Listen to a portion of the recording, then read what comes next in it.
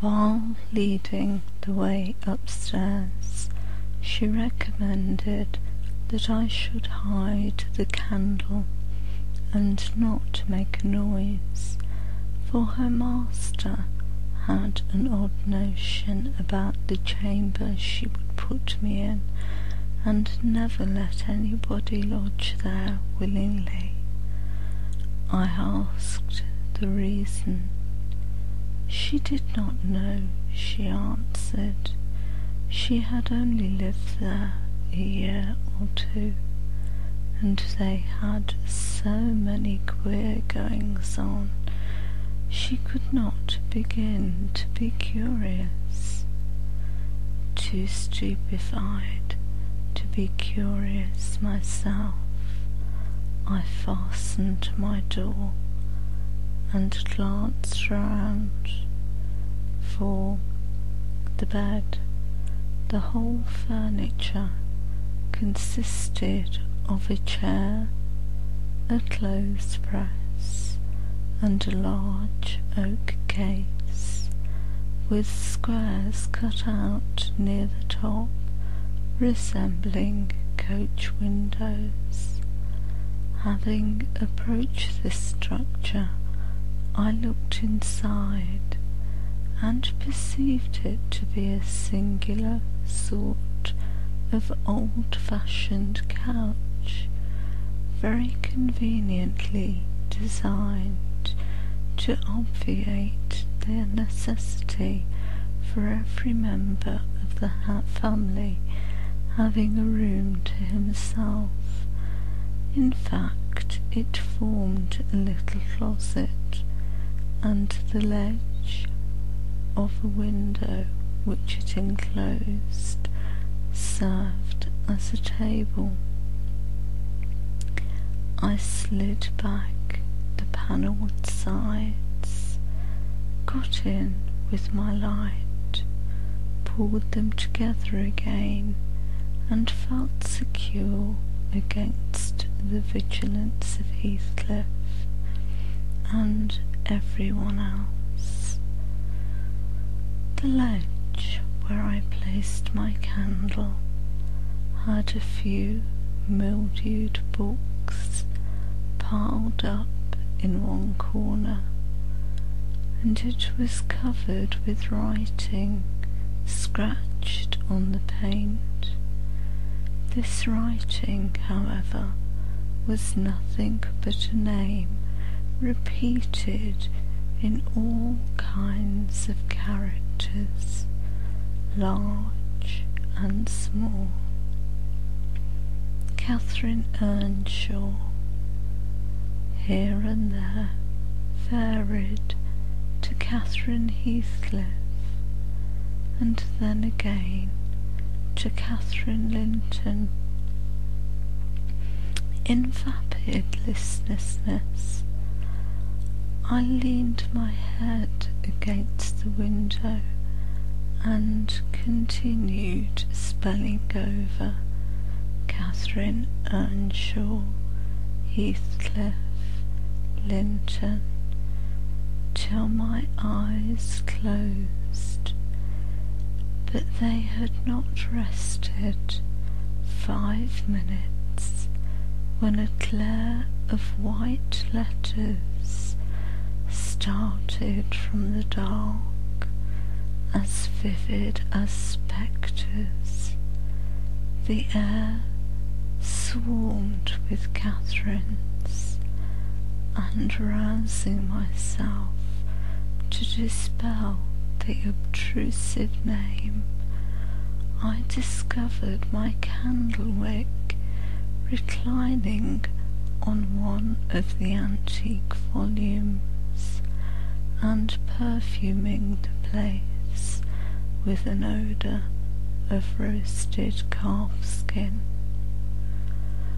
I snuffed it off, and, very ill at ease under the influence of cold and lingering nausea, I sat up and spread open the injured tome on my knee.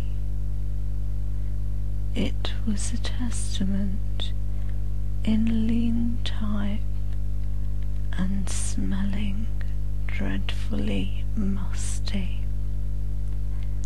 A flyleaf bore the inscription, Catherine Earnshaw, her book, and a date some quarter of a century back.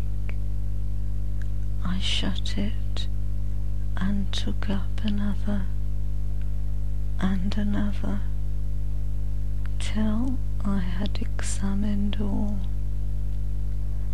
Catherine's library was select, and its state of dilapidation proved it to have been well used, though not altogether for a legitimate purpose. Scarcely one chapter had escaped a pen and ink commentary. At least the appearance of one, covering every morsel of blank that the printer had left. Some were detached sentences, other parts took the form of a regular diary, scrawled in an unformed, childish hand. At the top of an extra page, quite a treasure probably when first lighted on, I was greatly amused to behold an excellent caricature of my friend Joseph, rudely yet powerfully sketched. An immediate interest kindled within me for the unknown Catherine, and I began forthwith to decipher her faded hieroglyphics. An awful Sunday commenced the paragraph beneath. I wish my father were back again. Hindley is a detestable substitute. His conduct to Heathcliff is atrocious. H and I are going to rebel. We took our initiatory steps this evening.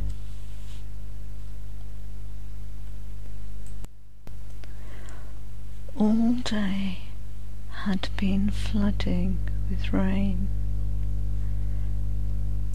We could not go to church, so Joseph must needs get up a congregation in the garret, and while Hindley and his wife basked downstairs before a comfortable fire, doing anything but reading their Bibles, I'll answer for it, Heathcliff, myself, and the unhappy ploughboy were commanded to take our prayer books and mount. We were ranged in a row on a sack of corn, groaning and shivering and hoping that Joseph would shiver too, so that he might give us a short homily for his own sake. A vain idea. The service lasted precisely 3 hours, and yet my brother had the face to exclaim, when he saw us descending. "What, done already?" On Sunday evenings we used to be permitted to play if we did not make much noise. Now a mere titter is sufficient to send us into corners.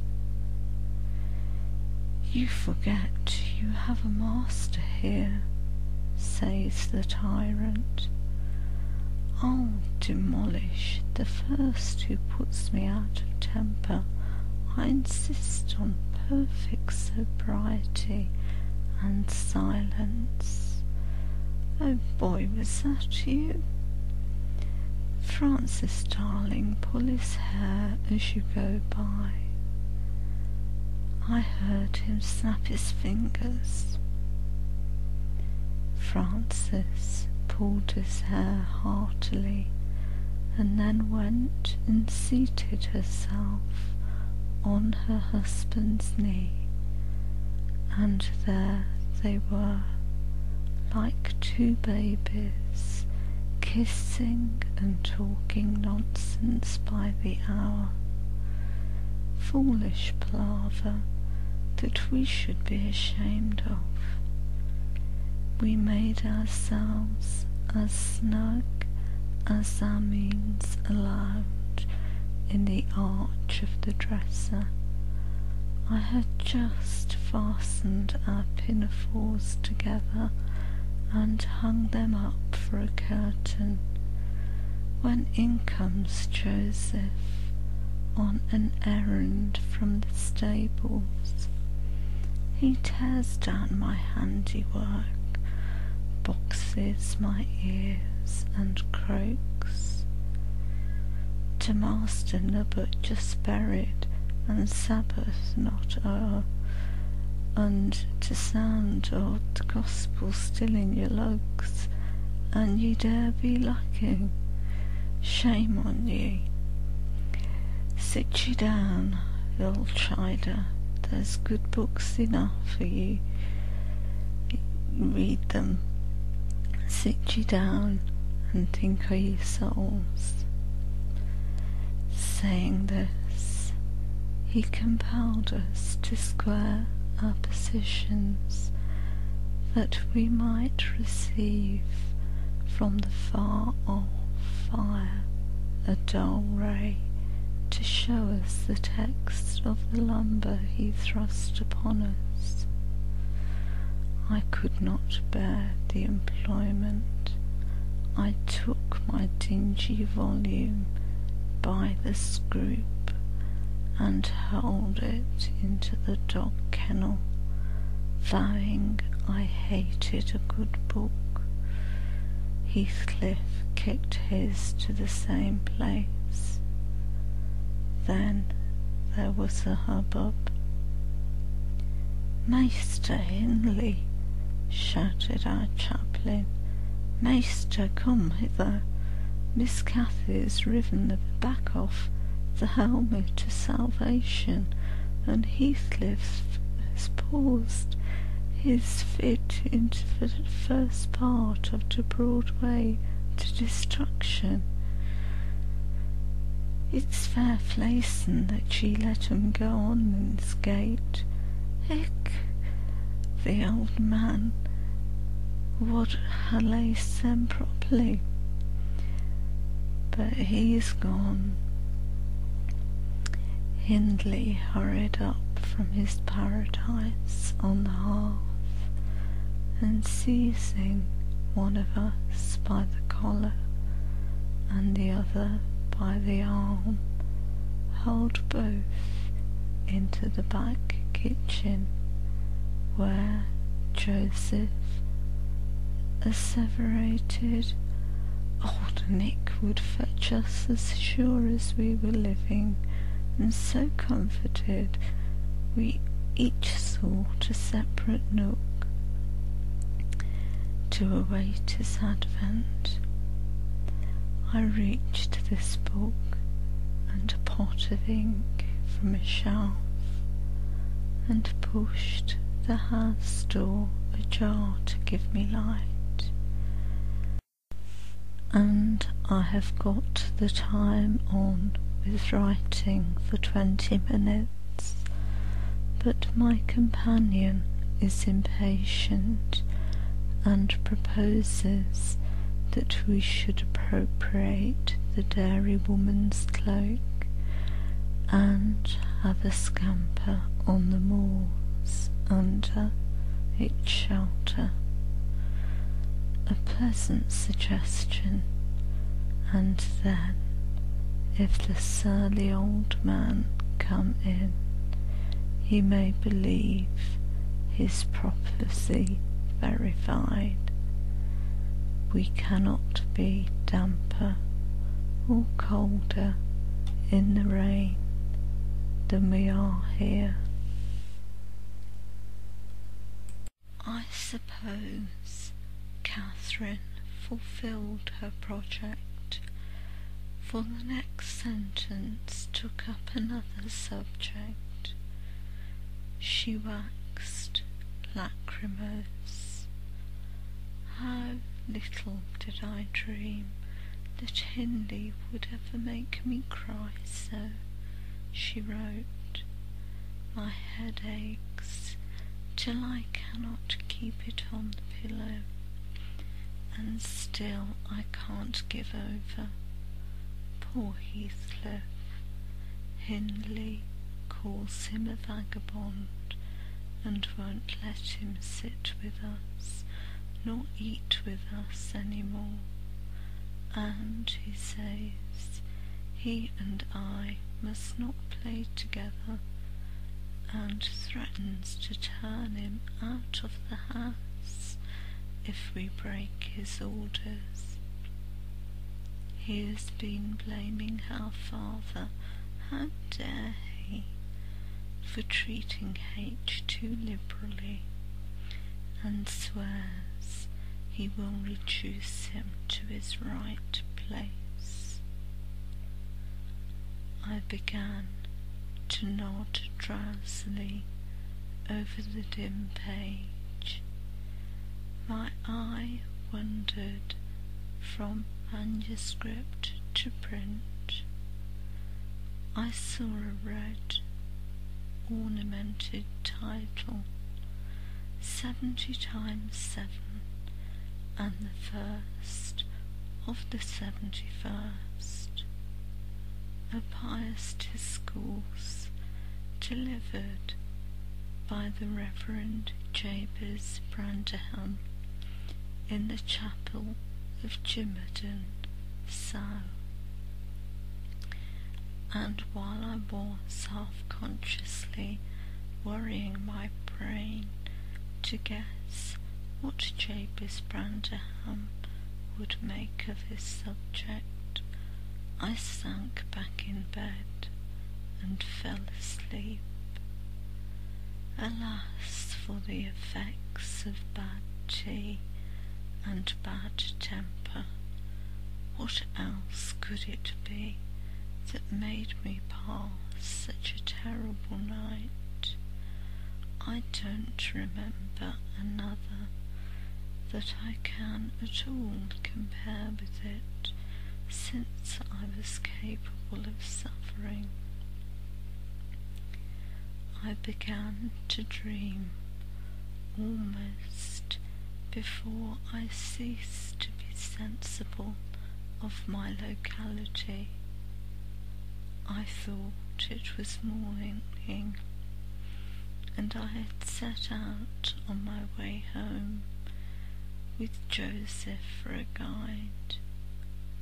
The snow lay yards deep in our road, and as we floundered on, my companion wearied me with constant reproaches that I had not brought a pilgrim's staff, telling me that I could never get into the house without one, and boastfully flourishing a heavy-headed cudgel, which I understood to be so denominated. For a moment I considered it absurd that I should need such a weapon to gain admittance into my own residence. Then a new idea flashed across me. I was not going there. We were journeying to hear the famous Jabez Branderham preach. From the text 70 times 7, and either Joseph the preacher or I had committed the first of the 71st, and were to be publicly exposed and excommunicated. We came to the chapel. I have passed it already in my walks, twice or thrice. It lies in a hollow between two hills, an elevated hollow near a swamp whose peaty moisture is said to answer all the purposes of embalming on the few corpses deposited there. The roof has been kept whole hitherto, but as the clergyman's stipend is only £20 per annum, and a house with 2 rooms threatening speedily to determine into one, no clergyman will undertake the duties of pastor, especially as it is currently reported that his flock would rather let him starve than increase the living by 1 penny from their own pockets. However, in my dream, Jabez had a full and attentive congregation, and he preached. Good God, what a sermon! Divided into 490 parts, each fully equal to an ordinary address from the pulpit, and each discussing a separate sin. Where he searched for them, I cannot tell. He had his private manner of interpreting the phrase, and it seemed necessary the brother should sin different sins on every occasion. They were of the most curious character, odd transgressions that I never imagined previously. Oh, how weary I grow, how I writhed and yawned and nodded and revived, how I pinched and pricked myself and rubbed my eyes and stood up and sat down again and nudged Joseph to inform me if he would ever have done. I was condemned to hear all out. Finally he reached the first of the 71st. At that crisis a sudden inspiration descended on me. I was moved to rise and denounce Jabez Branderham as the sinner of the sin that no Christian need pardon. "Sir," I exclaimed, "sitting here within these 4 walls at one stretch, I have endured and forgiven the 490 heads of your discourse. 70 times 7 times have I plucked up my hat and been about to depart. 70 times 7 times have you preposterously forced me to resume my seat. The 491st is too much. Fellow martyrs, have at him, drag him down and crush him to atoms, that the place which knows him may know him no more. Thou art the man, cried Jabez, after a solemn pause, leaning over his cushion. 70 times 7 times didst thou gapingly contort thy visage. 70 times 7 did I take counsel with my soul. Lo, this is human weakness. This also may be absolved. The first of the 71st is come, brethren. Execute upon him the judgment written. Such honour have all his saints.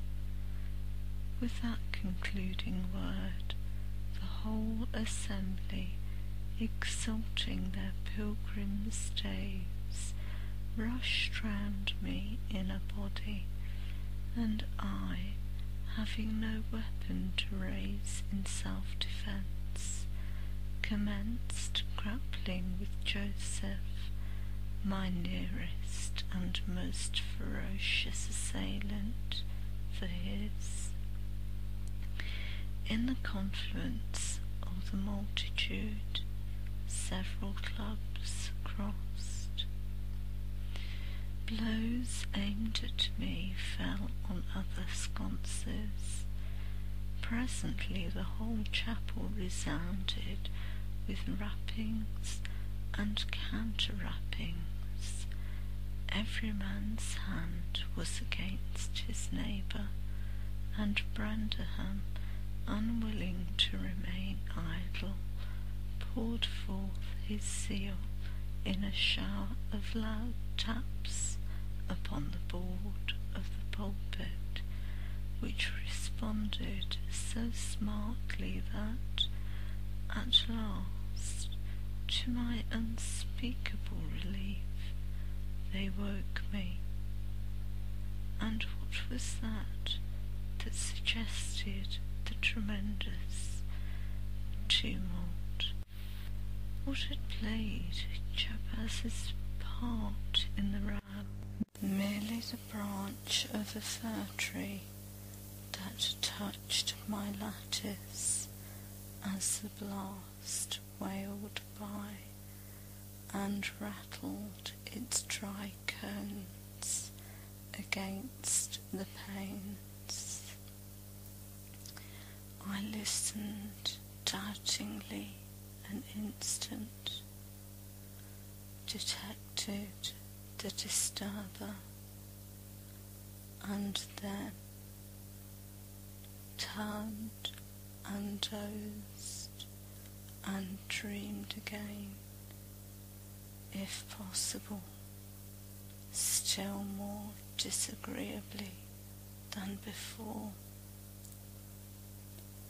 This time I remembered I was lying in the oak closet, and I heard distinctively the gusty wind and the driving of the snow.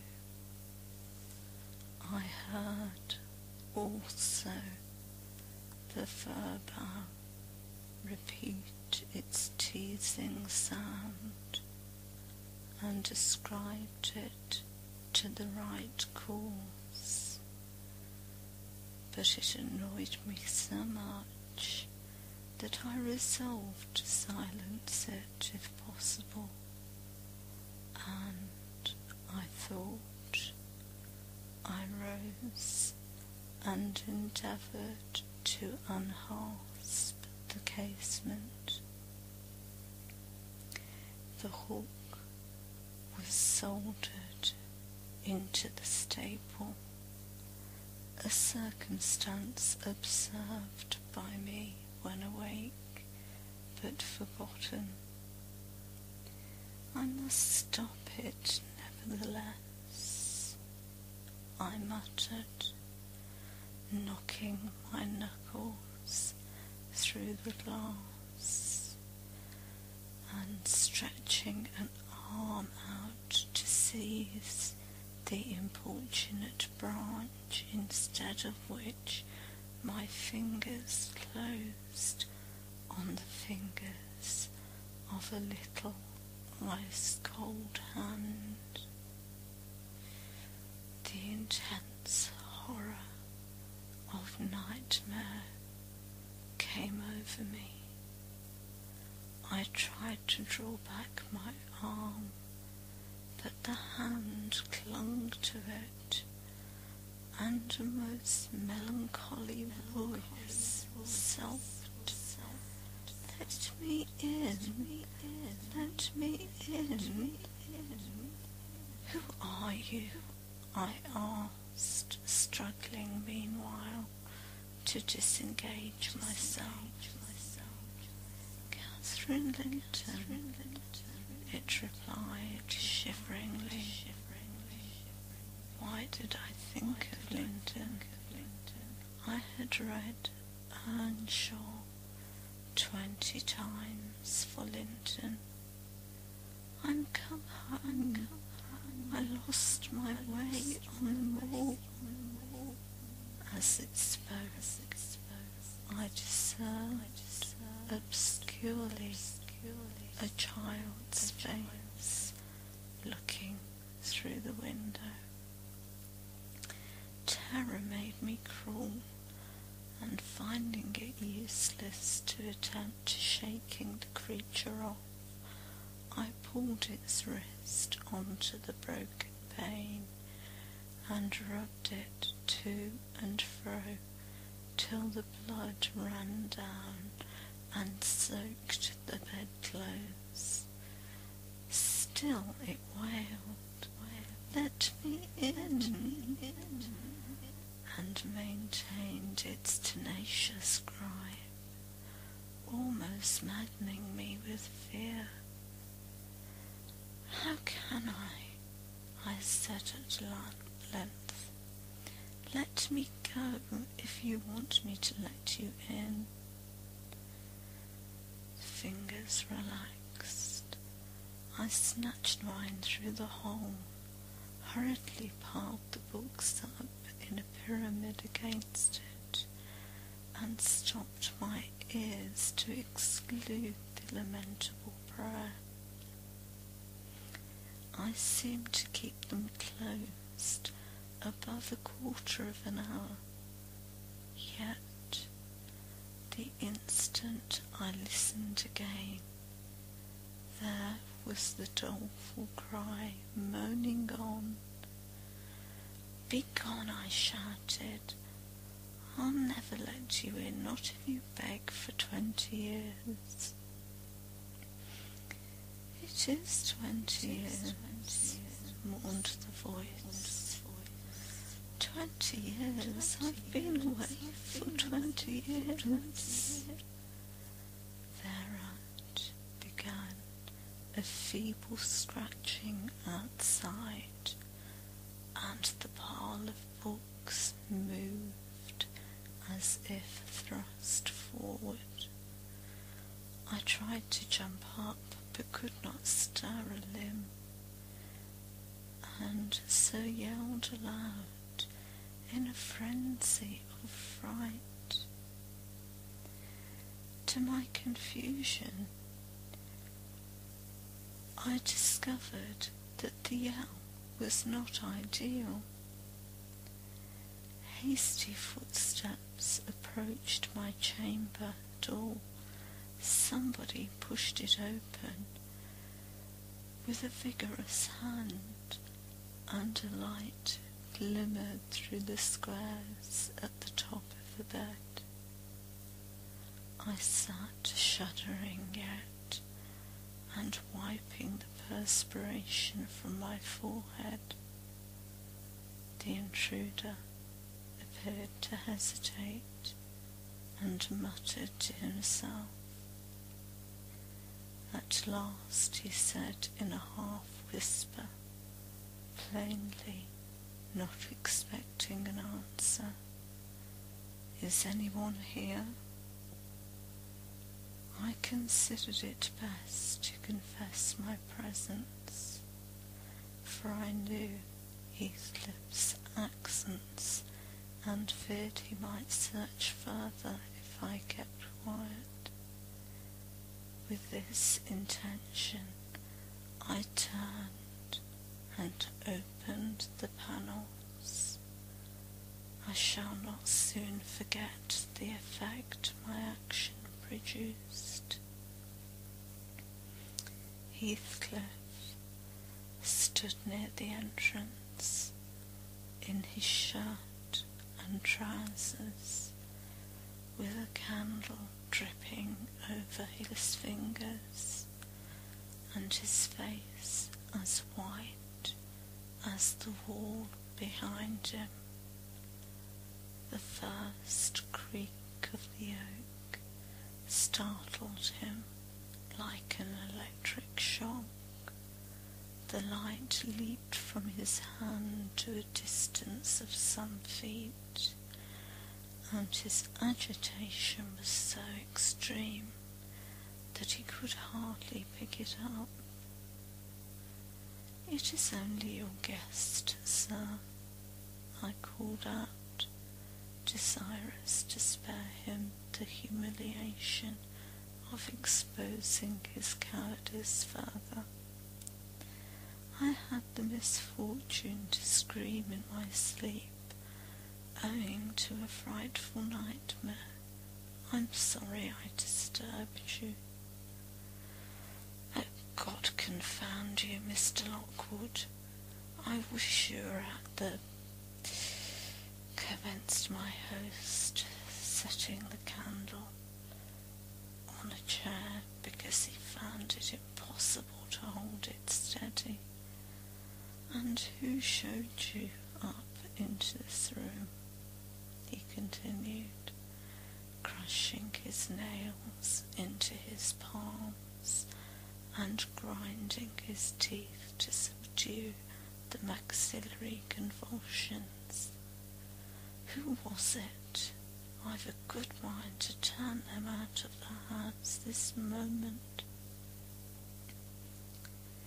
"It was your servant, Zillah," I replied, flinging myself onto the floor and rapidly resuming my garments. "I should not care if you do, Mr Heathcliff. She richly deserves it.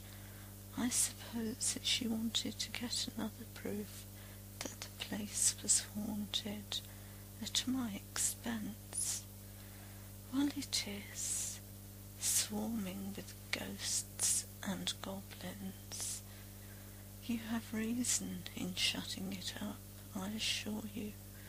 No one will thank you for a doze in such a den." "What do you mean?" asked Heathcliff. "And what are you doing? Lie down and finish out the night, since you are here, but for heaven's sake don't repeat that horrid noise. Nothing could excuse it, unless you are having your throat cut." "If the little fiend had got in at the window, she probably would have strangled me," I returned. "I'm not going to endure the persecutions of your hospitable ancestors again. Was not the Reverend Jabez Branderham akin to you on the mother's side, and that minx, Catherine Linton, or Earnshaw, or however she was called. She must have been a changeling, wicked little soul. She told me she had been walking the earth these 20 years, a just punishment for her mortal transgressions, I've no doubt. Scarcely were these words uttered when I recollected the association of Heathcliff's and Catherine's name in the book, which had completely slipped from my memory till thus awakened. I blushed at my inconsideration, but without showing further consciousness of the offence, I hastened to add, "The truth is, sir, I passed the first part of the night in—" Here I stopped afresh. I was about to say, perusing those old volumes. Then it would have revealed my knowledge of their written as well as their printed contents. So, correcting myself, I went on, in spelling over the name scratched on that window ledge, a monotonous occupation calculated to set me asleep, like counting or— "What can you mean by talking in this way to me?" thundered Heathcliff with savage vehemence.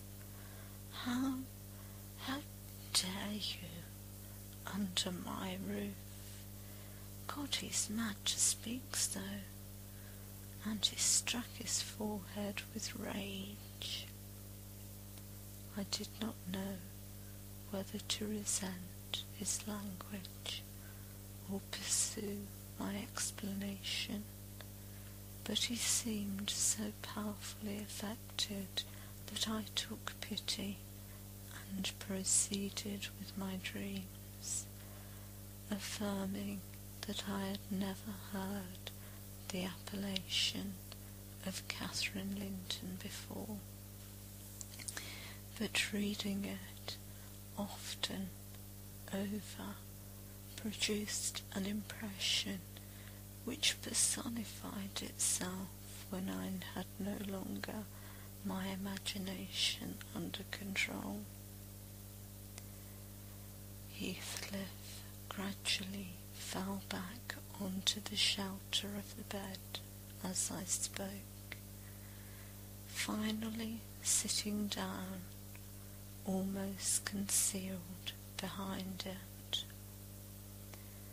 I guessed, however, by his irregular and intercepted breathing, that he struggled to vanquish an excess of violent emotion, not liking to show him that I had heard the conflict.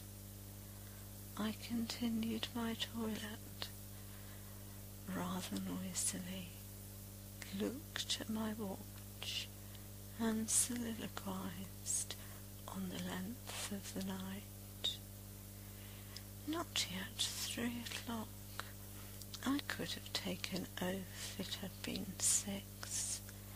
Time stagnates here. We must surely have retired to rest at 8. Always at 9 in winter, and rise at 4, said my host, suppressing a groan, and, as I fancied by the motion of his arm shadow, dashing a tear from his eyes, "Mr Lockwood," he added, You may go into my room. You'll only be in the way coming downstairs so early, and your childish outcry has sent sleep to the devil for me. And for me too, I replied. I'll walk in the yard till daybreak, then I'll be off, and you need not dread a repetition of my intrusion. I'm now quite cured of seeking pleasure in society, be it country or town. A sensible man ought to find sufficient company in himself. Delightful company, muttered Heathcliff. Take the candle and go where you please. I shall join you directly. Keep out of the yard, though. The dogs are unchained, and the house. Juno mounts sentinel there, and nay, you can only ramble about the steps and passages. But away with you, I'll come in 2 minutes. I obeyed, so far as to quit the chamber, when, ignorant when the narrow lobbies led, I stood still, and was witness involuntarily to a piece of superstition on the part of my landlord, which belied, oddly, his apparent sense. He got on to the bed, and wrenched open the lattice, bursting, as he pulled at it, into an uncontrollable passion of tears. Come in, he sobbed. Cathy, do come. Oh, do once more. Oh, my heart's darling, hear me this time, Catherine, at last. The spectre showed a spectre's ordinary caprice. It gave no sign of being, but the snow and wind whirled wildly through, even reaching my station and blowing out the light. There was such anguish in the gush of grief that accompanied this raving that my compassion made me overlook its folly, and I drew off, half angry to have listened at all, and vexed at having related my ridiculous nightmare, since it produced that agony, though why was beyond my comprehension. I descended cautiously to the lower regions, and landed in the back kitchen, where a gleam of fire, raked compactly together, enabled me to rekindle my candle. Nothing was stirring, except a brindled grey cat, which crept from the ashes and saluted me with a querulous mew.